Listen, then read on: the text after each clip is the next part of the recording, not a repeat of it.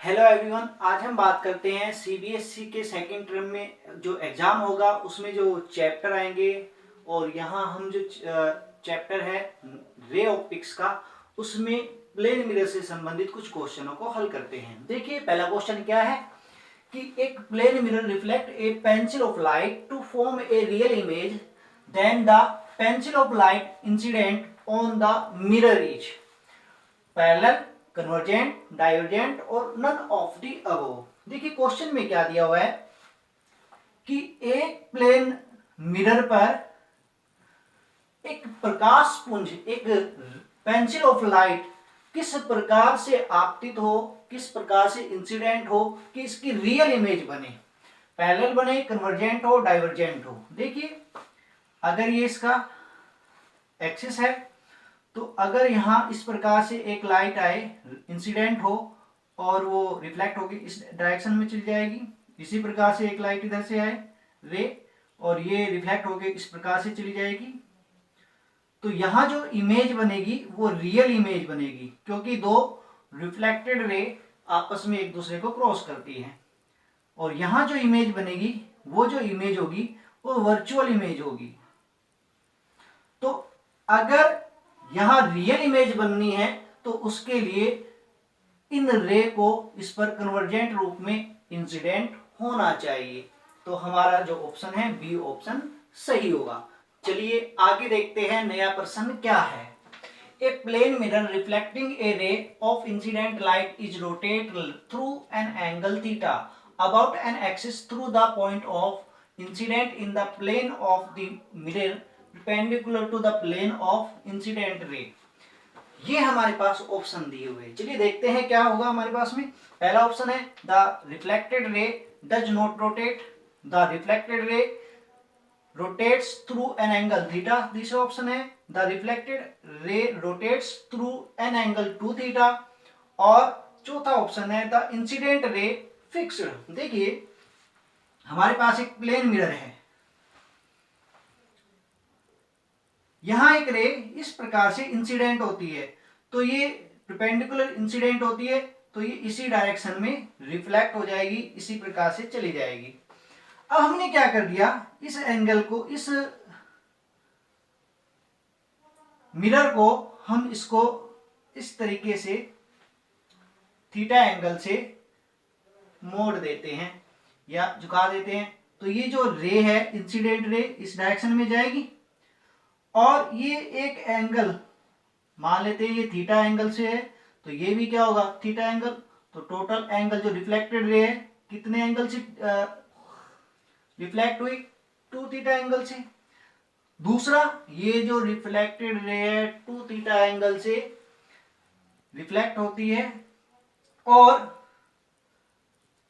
ये जो रे है इंसिडेंट रे ये भी फिक्स रहती है, यानी यहाँ ये फिक्स है, इसमें चेंज थोड़ी है, जी ऐसे जा रही थी इसी प्रकार से यहाँ जा रही है। तो देखिए क्या ऑप्शन है, तो हमारा ऑप्शन ये ऑप्शन गलत है, ये ऑप्शन गलत है। The reflected ray rotates through an angle theta, ये ऑप्शन सही है। द इंसिडेंट रे फिक्स्ड, ये फिक्स है, तो ये ऑप्शन भी सही है। ये देखिए नया प्रश्न क्या है। A light bulb is placed between two plane mirror inclined at an angle of 60 degree. The number of images formed are 6, 2, 5 और 4। देखिए दिया क्या गया है, हमारे पास एक बल्ब है और ये इस प्रकार से दो मिरर के बीच में प्लेस किया गया है, फिक्स किया गया है। ये जो एंगल है वो 60 डिग्री का है, तो इनके बीच में यानी यहां हमें जो इमेज दिखाई देगी वो कितनी होगी, तो नंबर ऑफ इमेज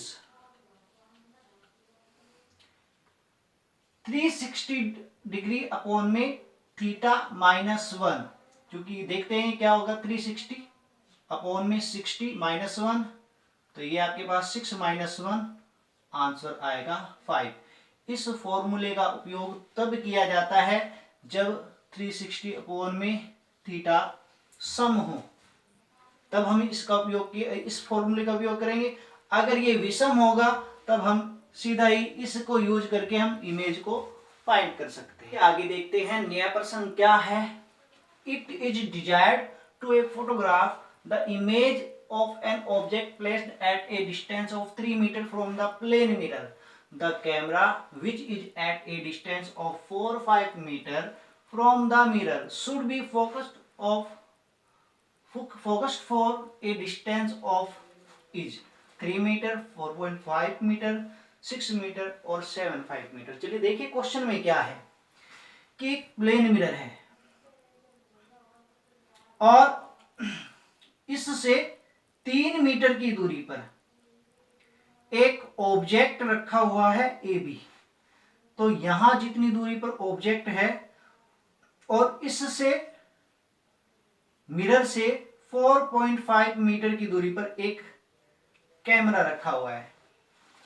इस ऑब्जेक्ट की अंदर यहां एक इमेज बनती है जो यहां 3 मीटर पर बनती है। तो इसकी फोटो खींचने के लिए, इसकी फोटोग्राफ लेने के लिए इस कैमरे को कितनी दूरी पर होना चाहिए? तो 4.5 मीटर की दूरी पर ये है, ये कितनी दूरी हुई? 3 मीटर। तो एग्जैक्ट जो दूरी होगी, डिस्टेंस होगी, वो 4.5 plus 3 is equal to 7.5 metre आ जाएगी। यानी हमारा ये ऑप्शन सही है। चलिए आगे देखते हैं नया प्रश्न क्या है। A ray of light is incidenting normally of a plane mirror. The angle of reflection will be, यानी दिया क्या गया है, ये 0 डिग्री है, ये 90 डिग्री है, will not be reflected और none of the above।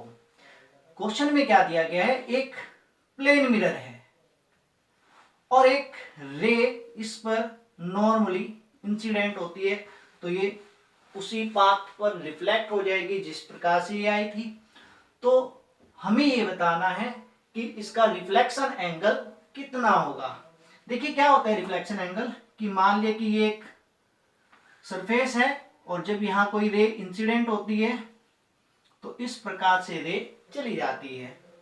यहाँ अगर एक नॉर्मल डालें इस पे तो ये एंगल होता है इंसिडेंट एंगल और ये एंगल होता है रिफ्लेक्शन एंगल।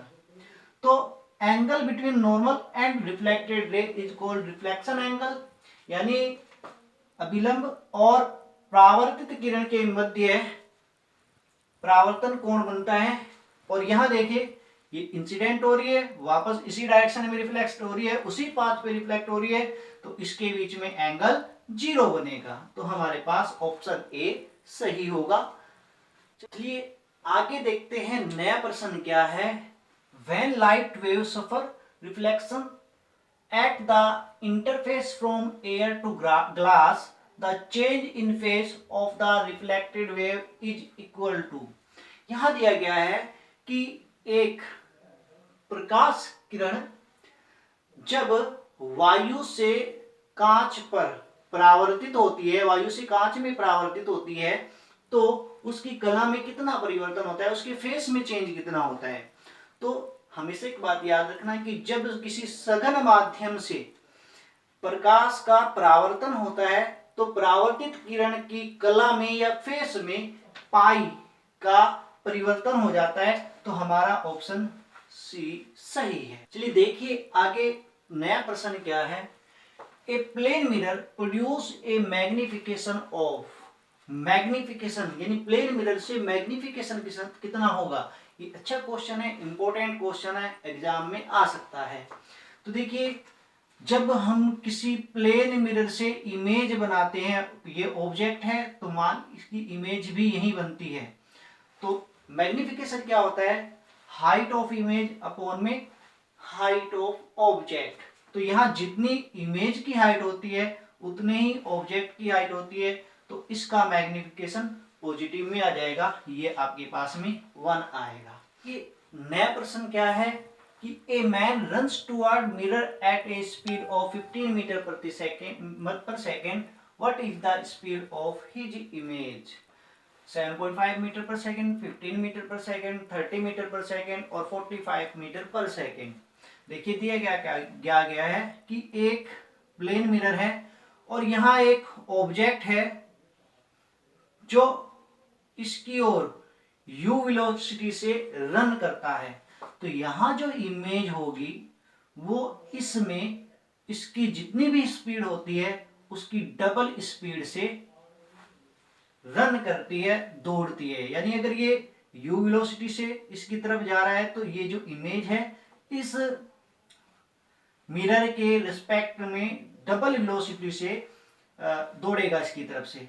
तो यहाँ हमारे पास u दिया हुआ है 15 मीटर प्रति सेकंड, तो ऑब्जेक्ट की जो स्पीड होगी u डैश वो डबल हो जाएगी इसके, यानी 2 इंटू 15, तो ये आ जाएगी 13 मीटर पर सेकंड, 30 मीटर पर सेकंड। तो हमारा ऑप्शन सी सही होगा। देखिए अगला प्रश्न क्या है।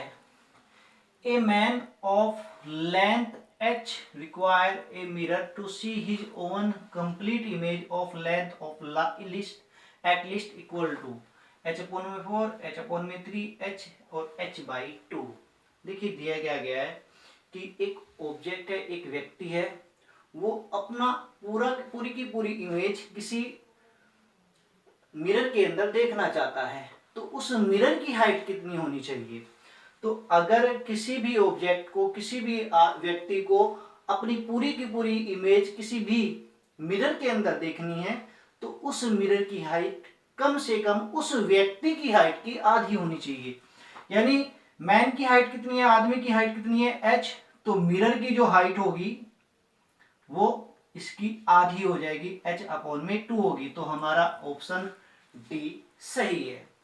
चलिए आगे देखते हैं नया प्रश्न क्या है कि focal length of plane mirror is 0, infinite, very less और इनडेफाइनाइट।